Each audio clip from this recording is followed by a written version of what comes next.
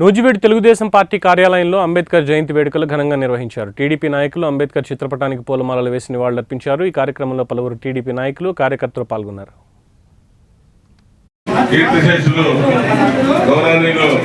Doctor BR Ambedkar గారి 134వ జయంతి సందర్భంగా ఈ కార్యక్రమానికి పట్టణం నూజివీడు నియోజకవర్గం నుంచి విచ్చేసిన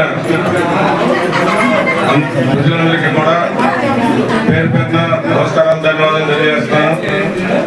డాక్టర్ బిఆర్ అంబేద్కర్ అనే వ్యక్తి ఒక కమిటీలో ఒక సభ్యుడిగా కీలక పాత్ర వహించి ఆయన భారతదేశానికి చేసిన సేవలు మరవలేనివి. ఆయన ఒక పేద మధ్యతరగతి కుటుంబంలో పుట్టి న్యాయవాద వృత్తిలో విశేషంగా అనుభవం గడించి